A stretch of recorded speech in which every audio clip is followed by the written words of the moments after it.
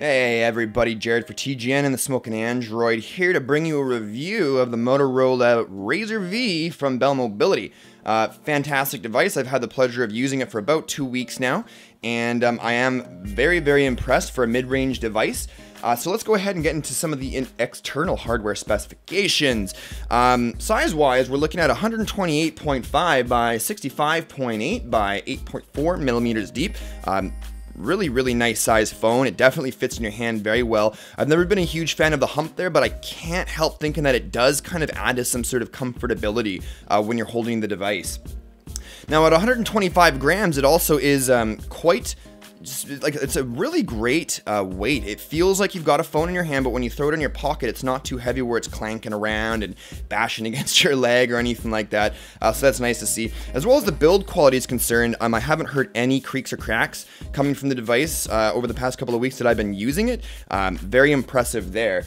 Now, if we're looking at the front of the device here, you'll see that it does have a VGA front-facing camera, which is really disappointing. I do realize that it's a mid-range device, but it would have been nice to see at least, you know, a 2-megapixel front-facing camera or something like that. The VGA quality on this thing, in my opinion, has been quite atrocious. Of course, we do have our earpiece speaker, a light and proximity sensor. This does come packed with an accelerometer, however, it is lacking a gyroscope, which is a bit disappointing.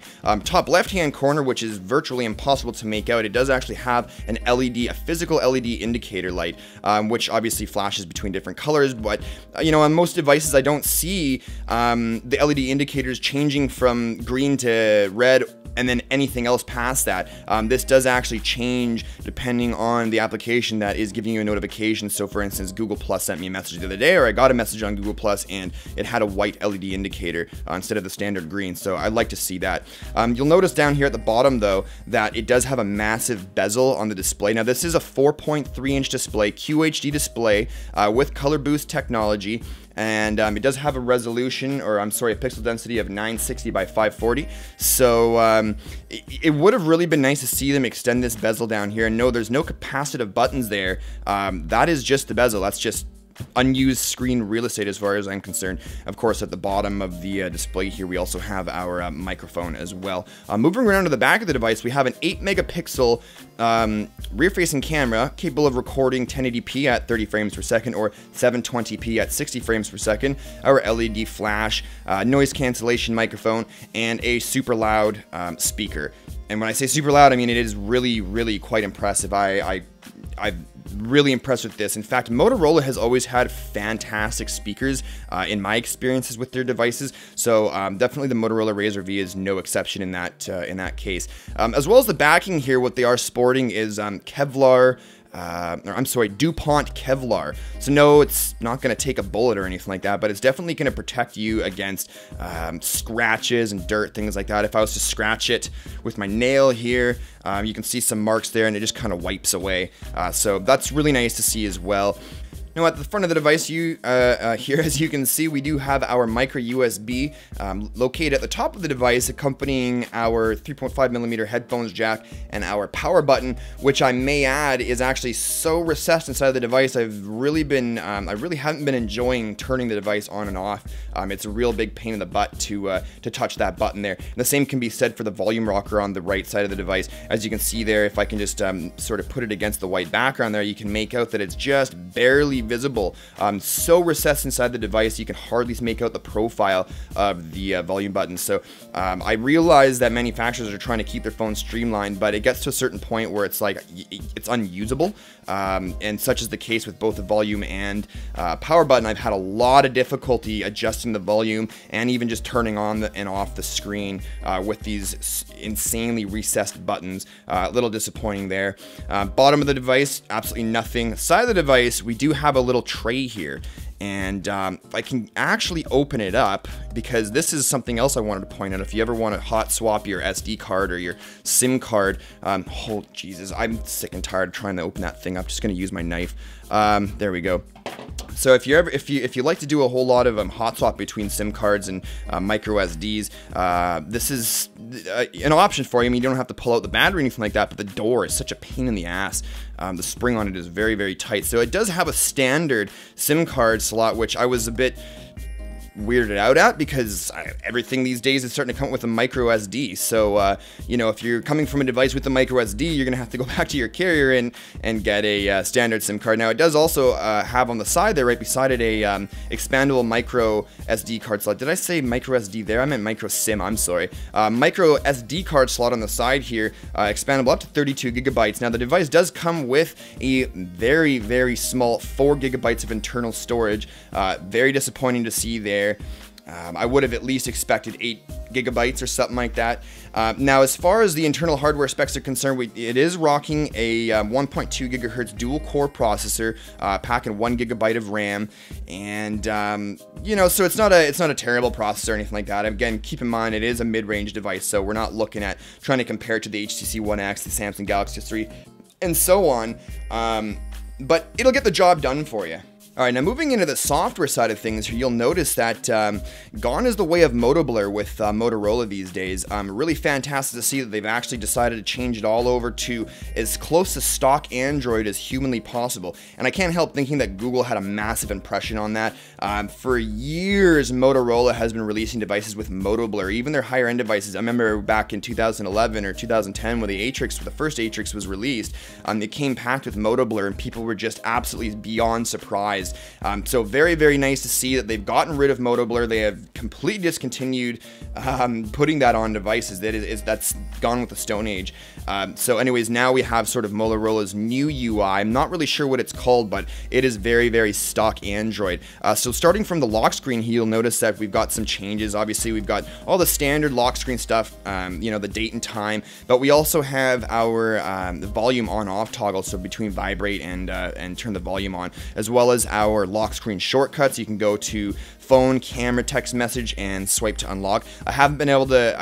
I haven't been able to find out if you can actually change those shortcuts or not. So let's go ahead and just find that out really quickly if we can. And looking down here, screen lock is slide. Yeah, so it doesn't look like we can change the shortcuts on the lock screen, which is a bit disappointing. So if you do want to change those, just go download a third-party application like 911 Locker or something like that. You should be okay. But you'll notice when I just pulled down the notification tray there, just like stock Android, we do have, you know, your little button there to get into the settings. But you'll notice that there's no toggle buttons there, no power control toggles. So I can't tell you how many times I've kept pulling down the notification tray to try and reach for Wi-Fi data, whatever it may be, and it's not there. So if I wanted to do that, I do have to hit settings and then, you know, kind of scroll up to the top and do whatever I need to do there. So it's not the end of the world, but it would have been really, really nice to see if they included those toggles at the top of the phone there. So let's go ahead and have a little look-see in the application drawer here and see what it came with. As you can see here, very, again, stock Android-esque.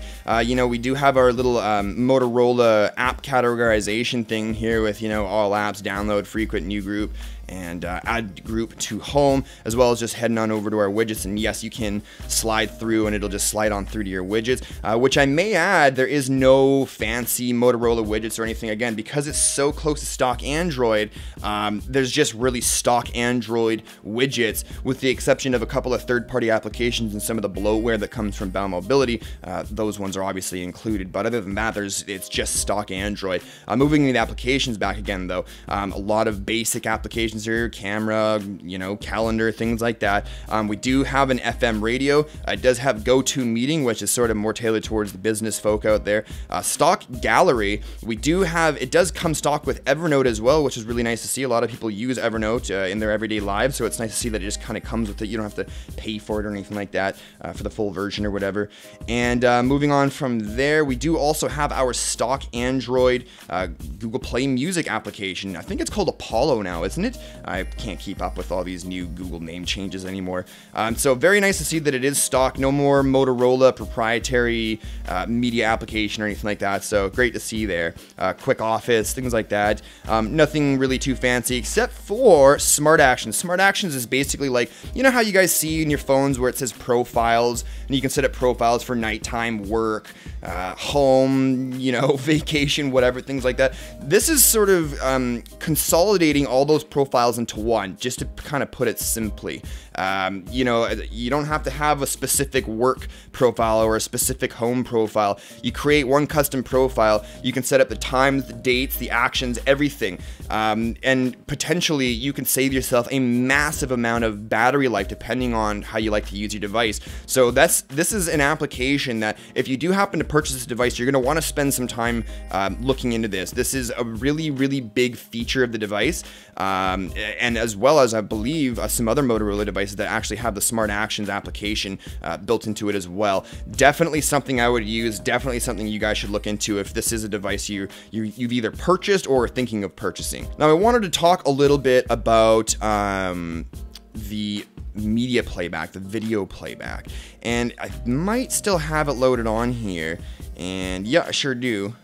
So I've loaded a bunch of H.264 format videos onto the device, and out of the 3 files, only 2 of them would play video, and but no audio. And then the other one, the third one, just wouldn't play any video at all, which was a bit startling to see. So if I was to go ahead and click resume playing, as you can see, I'm going to turn up the volume, see if the volume is all the way up now. I'll just put it up to the microphone. Alright, now if we're looking at the display while the movie's playing, I'm going to zoom in here so you guys can get a bit of a better idea.